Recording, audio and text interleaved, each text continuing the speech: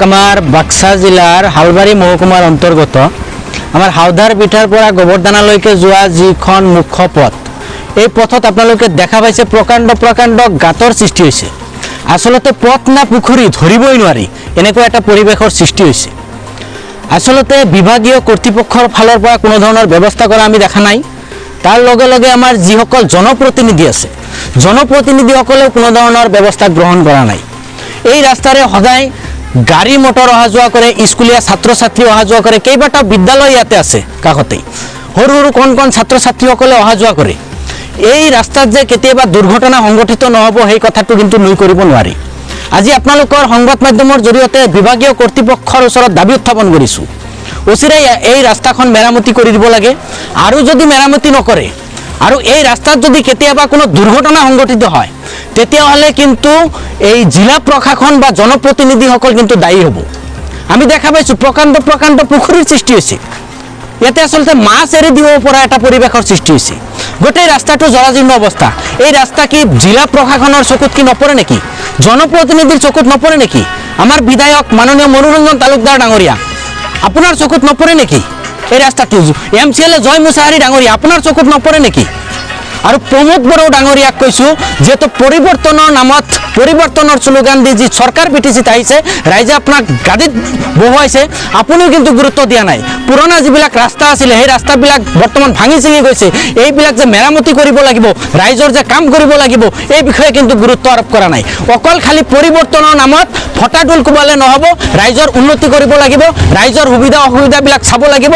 আৰু যদি জনপ্ৰতিনিধি হওক, বিভাগীয় কৰ্তৃপক্ষই হওক, যদি এই ৰাস্তা মেৰামতি কৰাৰ ব্যৱস্থা নকৰে, তেতিয়াহ'লে কিন্তু এই অঞ্চলৰ ৰাইজক লৈ বিভিন্ন দল সংগঠনে কিন্তু ৰাস্তা অৱৰোধ কৰিম আৰু ভয়ংকৰ এক গণতান্ত্ৰিক প্ৰতিবাদী কাৰ্যসূচী ল'বলৈ আমি বাধ্য হ'ম। হয়, এই ৰাস্তাখন হাওধাৰ বিঠাৰ পৰা গোবৰদানা সংযোগী পথ, মুখ্য পথ হয়। ইয়াত দৈনিক আপোনাৰ 100 পৰা 200 ডাম্পাৰ চলাচল কৰে, লগতে 500,000 মান গাড়ী চলাচল কৰে। কিন্তু এই ৰাস্তাৰ দুৰৱস্থা অতিকৈ বেয়া, কাৰণ ৰাস্তাৰ মাজে মাজে ইমান ডাঙৰ ডাঙৰ গাঁত খান্দি দিছে ডাম্পাৰে। গতিকে বিভাগীয় কৰ্তৃপক্ষক আমি জনোৱাৰ পিছতো তেওঁলোকে কাণসাৰ দিয়া নাই।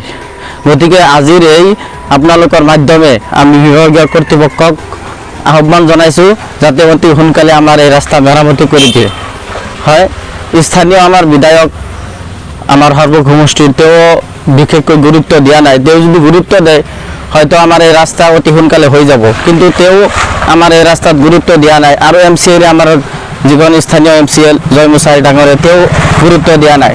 গতিকে আমি স্থানীয় বিধায়ক বা MCLAক অনুৰোধ জনাইছোঁ, আপোনালোকে অনতি পলমে এই ৰাস্তাখন যাতে মেৰামতি কৰি দিয়ে। আমাৰ এইটো আপোনাৰ হাওধাৰ বিঠাৰ পৰা বৰপেটা ৰোড যোৱা মুখ্য ৰাস্তা হয়। ইয়াত এনেকুৱা অৱস্থা হৈছে, ডাম্পাৰে অভাৰলোড চলাই নিতৌ মোটামুটি ডাম্পাৰ 100 পৰা 200 চলে। আৰু প্ৰশাসনে ইয়াত কোনো ধৰণৰ, স্থানীয় প্ৰশাসনৰ কোনো ধৰণৰ গুৰুত্ব নাই। আৰু তাৰ ফলস্বৰূপে ইয়াত যিটো ৰাস্তা, ইয়াত স্থানীয় যিখিনি আমাৰ ছাত্ৰ ছাত্ৰী আছে, স্কুল কলেজ যাবলৈ বহুত অসুবিধা হৈছে। চাইকেল চলাই আহিব নোৱাৰে, বাইক চলাই আহিব নোৱাৰে, কাৰণ ৰাস্তাত প্ৰকাণ্ড প্ৰকাণ্ড গাঁতৰ সৃষ্টি হৈছে। আমি স্থানীয় ইয়াৰ এই যি বিভাগীয় কৰ্তৃপক্ষক দাবী জনাওঁ যে অতি পলমে এই ৰাস্তাটো যাতে মেৰামতি কৰি দিয়ে। শুনিছোঁ, কিন্তু আজিকালি কত পৰিৱৰ্তন দেখা নাই। সেই পুৰণা ৰাস্তাই মানে বেয়া হৈ আছে আৰু মেৰামতি কৰাৰ কোনো আমাৰ স্থানীয়, আমাৰ এই অঞ্চলত কোনো ধৰণৰ ৰাস্তা ঘাট, কোনো ধৰণৰ মেৰামতি নতুনকৈ কৰা নাই। প্ৰশাসনক আৰু স্থানীয় বিধায়ক MCLAক মই দাবী জনাওঁ আমি ৰাইজৰ ফালৰ পৰা যে অতি সোনকালে যাতে এই ৰাস্তাটো মেৰামতি কৰি দিয়ে।